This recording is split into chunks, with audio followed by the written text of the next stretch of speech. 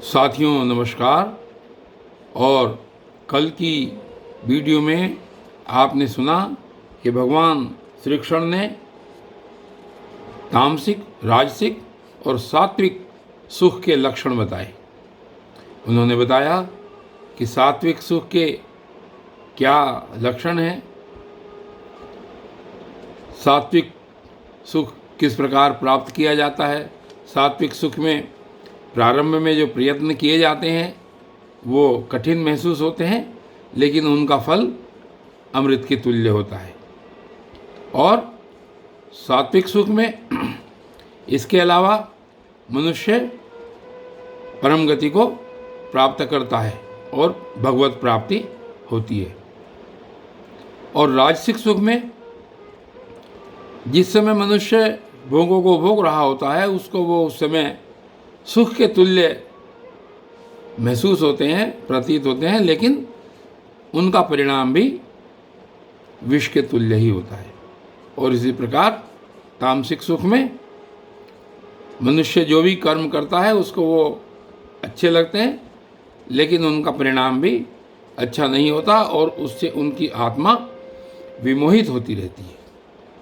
और इसके बाद भगवान श्री कृष्ण यहाँ पर बता रहे हैं आज इस एपिसोड में। कल उन्होंने बताया था कि वर्ण धर्म के विषय के बारे में, कि वर्णों का धर्म कैसा है। और उन्होंने कहा कि सभी ब्राह्मण, क्षत्रिय और वैश्यों के और शूद्रों के जो कर्म हैं वो उनके स्वभाव से उत्पन्न गुणों के द्वारा विभक्त किए गए हैं, अर्थात उनके जो स्वभाव के गुण हैं उन्हीं के आधार पर ये वर्ण विभाजित किए गए हैं। और आज इस श्लोक नंबर 42 में कहते हैं कि ब्राह्मण के जो स्वाभाविक कर्म हैं उनका वर्णन कर रहे हैं और कहते हैं शमोदमस्तपैशोचम क्षान्त्यार्जवमेव च ज्ञानम विज्ञानमास्तिक्यम ब्रह्म कर्म स्वभावजम। कि ब्राह्मण के कार्य कौन कौन से हैं?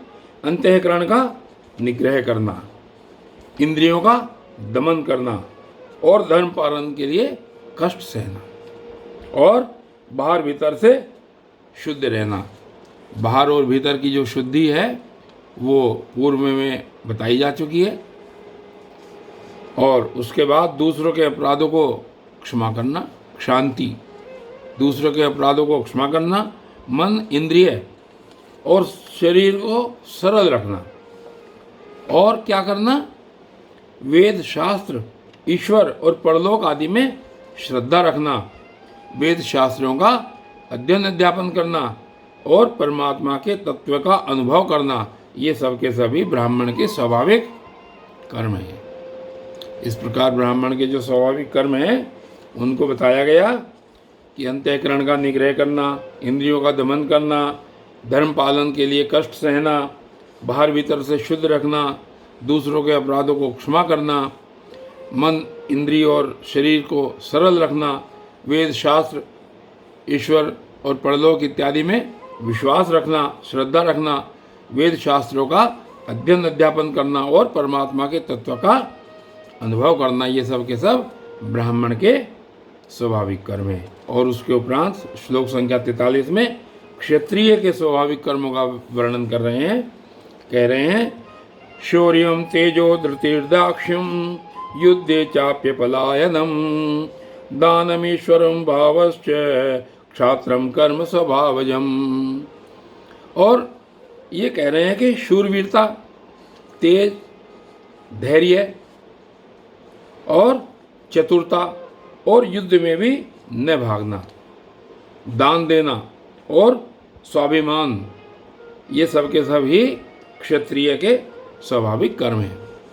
यानी एक स्वभाव से जो क्षत्रिय व्यक्ति है वो कैसा होगा? उसके अंदर वीरता होगी, तेज होगा उसके चेहरे पर, धैर्य होगा, चतुरता होगी और युद्ध में भी वो किसी से डरेगा नहीं, दान अधिक से अधिक देगा और स्वभाव से स्वाभिमानी होगा, ये सब क्षत्रिय के कर्म हैं। और इसके बाद वैश्य और शूद्र के लक्षण भी भगवान श्री कृष्ण ने यहाँ पर बताए। और श्लोक संख्या 44 में देखिए क्या कहते हैं। कृषि गोरक्ष वाणिज्यम वैश्य कर्म स्वभावजम परिचर्यात्मकम कर्म शूद्रस्यापि स्वभावजम। और आगे कहते हैं कि शूद्र के और वैश्य के कर्म कैसे कैसे होते हैं कि खेती, गोपालन और क्रय विक्रय रूप सत्य व्यवहार, ये वैश्य के स्वाभाविक कर्म हैं। खेती करना, गवें पालना, खरीदना, बेचना और सत्य व्यवहार करना, ये सभी शूद्र के ये सभी वैश्य के स्वाभाविक कर्म हैं। और शूद्र के कर्म क्या हैं? परिचर्यात्मक, सब वर्णों की सेवा करना शूद्र का भी स्वाभाविक कर्म है।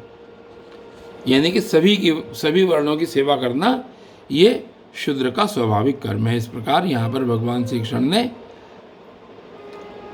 सभी के ब्राह्मण, वैश्य और शूद्र के लक्षण बताए। और आगे देखिए अपने अपने वर्णों के बारे में क्या कह रहे हैं। श्लोक संख्या 45 में बहुत अच्छी बात यहाँ पर भगवान श्री कृष्ण ने कही है। आपको पता चलेगा कि मनुष्य किसी भी वर्ण में उत्पन्न हो तो वो किस प्रकार उसकी सिद्धि कर सकता है। स्वे स्वे कर्मण्य विरत है संसिद्धिम लभते नरः स्वकर्म निरते सिद्धिम यथा विन्दन्ति तच्छृणु।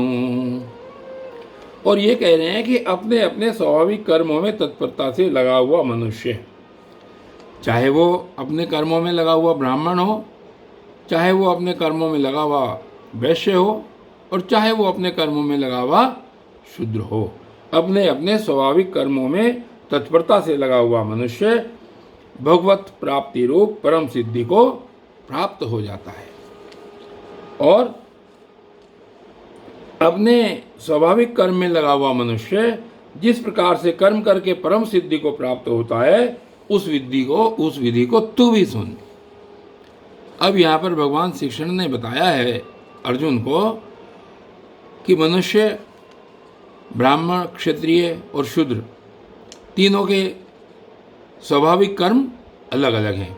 लेकिन इस श्लोक में वो ये कहते हैं कि अपने अपने कर्मों में तत्परता से लगा हुआ व्यक्ति भगवत प्राप्ति को प्राप्त कर लेता है। और फिर आगे कह रहे हैं कि अपने स्वाभाविक कर्म में लगा हुआ मनुष्य जिस प्रकार परम सिद्धि को प्राप्त करता है, उस विधि को तू मुझसे सुन।